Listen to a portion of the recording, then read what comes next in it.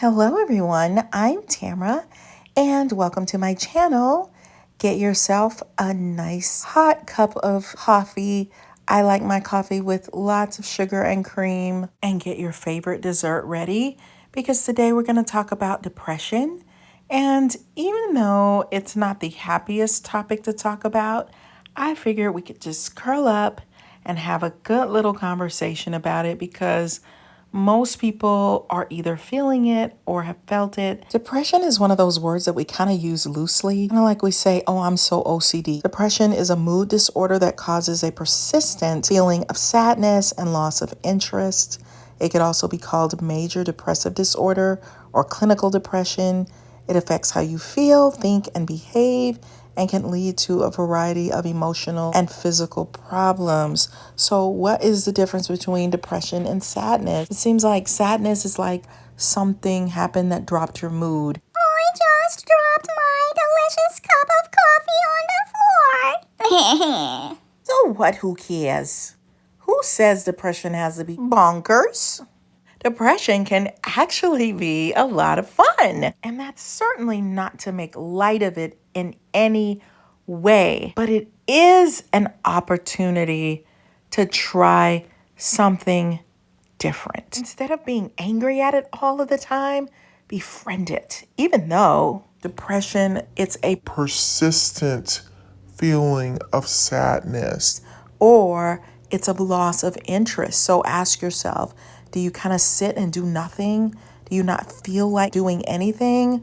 Or are you consistently busy and always on the go and always having activities that you're doing? So that would take away that loss of interest. Or is your depression the persistent feeling of sadness? Like it never goes away. It's like a nagging, deep, dark feeling that's always looming. If you find yourself feeling depressed all the time, like nonstop, my quickest advice to you is this: prepare to fight. Fight, fight, fight, fight, fight, fight. And you might not like hearing that, but it's actually easier than it sounds. Fighting could be as simple as, I'm going to get an ice cream cone today after work. Or as soon as I drop off the kids, I'm going to have an ice cream for breakfast. Who says you have to have eggs for breakfast every single morning of your life? Do something different for a change. I remember this guy I used to work with, he said that he would make his kids, when his wife would go to work and he had to make breakfast for the kids, he would make them the most delicious smoothies they've ever had. So he would put peaches and blueberries, but he would put ice cream and sugar and Hershey syrup and all these yummy caramels and things. And I just thought, oh my gosh. I mean, his kids were like 4 and 5, but hey, it made them all happy. By the way, I saw his kids and they were cool, calm, collected, and very happy and mannerable. And by the way, they just said that whole sugar thing, a freaking myth. It does not cause kids to bounce off the walls. It actually can make them sleepy. By the way, I'm not telling you to feed your kids sugar. I'm just saying lighten up sometimes. Sing a song, do a dance. You might feel a difference. I bet you if you ask some of the oldest living people on earth today, they're going to tell you they didn't do everything right. I bet they ate M&Ms off the floor sometimes. Some of us put way too much pressure on being politically correct and doing everything in a way that everyone will find so acceptable. And I have to eat every fruit and every vegetable and get 8 hours of sleep every single night. And wah, wah, wah. So fighting means you have to do something about it. And the reason I say that is because we can let depression overtake us. What's the number one recommendation for somebody who's depressed? It's to get up and move, not sink down and do nothing. It's actually get up, get started, get moving, because you want the chemicals in your brain to be activated. And sometimes you do have to fight your way through it. It's sort of like, we think of intrinsic motivators and extrinsic motivators. I think in today's world, we work better extrinsically, whereas years ago we encouraged intrinsically, like, oh, the school children should just do it because it's the right thing to do, not because I'm giving them a candy bar to do it or a little treat or a sticker. But today, many children, you have to motivate them extrinsically to get them to understand and become accustomed to intrinsic or internal. Like, I should just feel good just because I should be feeling good. Well, that doesn't work, does it? Just sitting around every day hoping to feel better. With depression, it's so easy to just sit and do nothing and think about how awful and terrible and everything is going wrong. And trust me, I've been in that state this year. Confession, especially with the pandemic. I think we've all been triggered into a state of depression and we've all reacted to it in different ways. Some of you guys are doing much better than you actually think you are. So I want you to think of one thing that can make you feel very proud of yourself right now, because we don't give ourselves enough credit for what we are doing right. We get stuck in what we're doing wrong or why things aren't better. How has the pandemic been a blessing? How has it been a miracle? It's been a blessing because it's deepened our compassion. It's been a blessing because it puts everybody on the same playing field. It doesn't matter what your ethnicity is. It doesn't matter if you're rich, if you're poor, if you have been through tragedies, if you've not been through tragedies. This is something that we can all relate to, and it gives you a better understanding of compassion. It gives you an understanding of what it's like if you're trying to get out of a situation. So now, if you see somebody who just can't seem to get it together, maybe you can have some compassion. It helps us to understand suffering, struggle, challenges. So while I was joking about lightening up, some of us need to go deeper. We need to challenge ourselves. We need to create more, invent more, discover more, discover a part of ourselves that we didn't even know existed because we were never pushed to, because we were living on such a surface level that we didn't realize the depths that we could go. The struggles in life are a good thing because they help us to become better people. Look at the flowers, enjoy the rain, look at the mountains, stargaze. But for so many others, they have discovered that I have a business that I've created. I've been able to dream of things that I never would have had time to dream of before and make them a reality. We have so many new ways of doing things that we never would have discovered or taken advantage of. It has opened up a new world that we can step into and enjoy. So some people have trained themselves to take depression and flip it and reframe it and use it to climb up, not down, go up, not backwards. Depression, while we hate it, can make us heal those wounds that we've tried to ignore. It can make us apologize to that loved one that we never would have said sorry to. Take a few chances to heal, to get better, to reach out to that estranged mother or father. Maybe try to make things better or figure out a different way to cope if you think that it could be too triggering. There are things that we need to address that we haven't addressed, and that's part of life too. Part of life is growing, is getting better, is looking at the way that we do things and challenging ourselves to do them differently and better. Learning to ride that bike was not easy, but you probably had support to help you along the way. And so sometimes that means reaching out for support, whether it's counseling, group sessions. For some, taking medications is necessary. If you find yourself floundering in the throes of depression, every day do something. Do something meaningful. Focus on happiness. Play the happy song.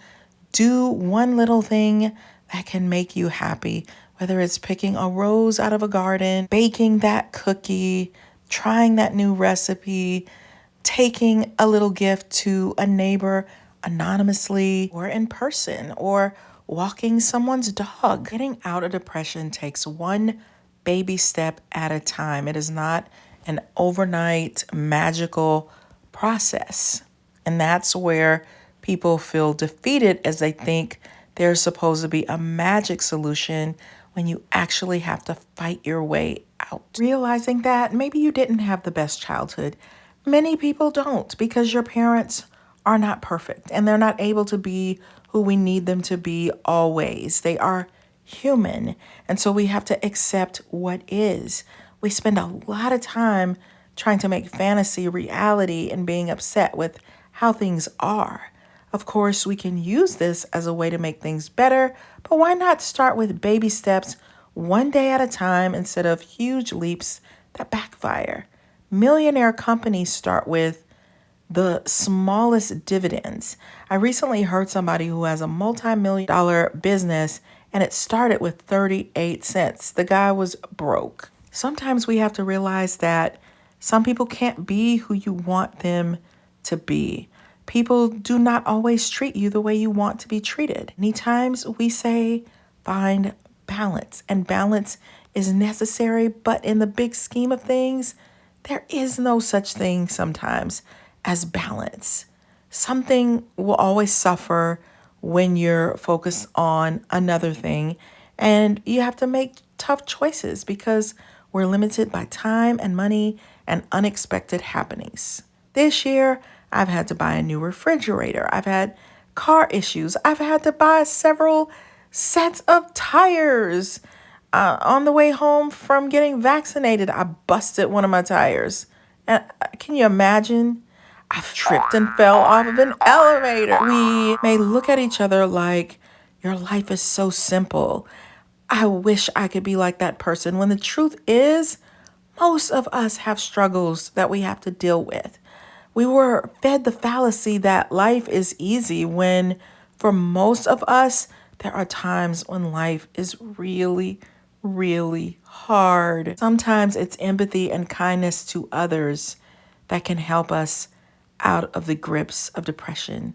Sometimes it's letting go of little things that we were turning into big things because our feelings got hurt until you hear about a much bigger problem that someone else is having to deal with. So I challenge you to do the happy challenge for the rest of this week, for the rest of next month, every day.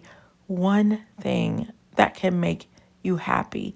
One thing you're grateful for. All right, guys, here are 7 things you can do to help you out of your depression. Number 1, write a prayer that you don't have the strength to think about to pray. Write the prayer as fast as you can, not worrying about spelling or grammar.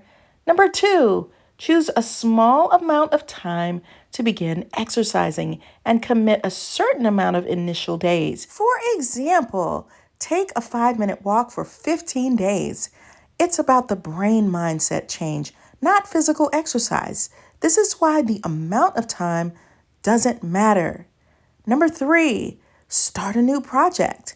Some examples: saving leftover change, power hour cleanup times, decorate a room, or do a craft project inspired by YouTube. Number 4, watch a movie or TV show that you already know the ending to that you enjoyed during childhood.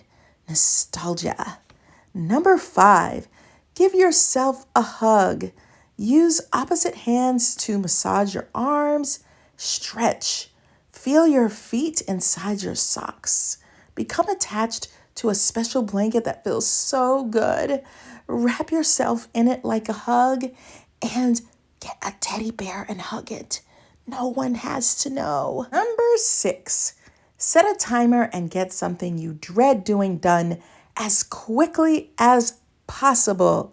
And finally, number 7, have something planned to look forward to every day. It could be as simple as every day at 3 o'clock, I get to eat one Hershey Kiss, no matter what. Or every day at 3 o'clock, I get to blow bubbles. I'm getting so sleepy, guys. It's so late. But I just want to say one more thing.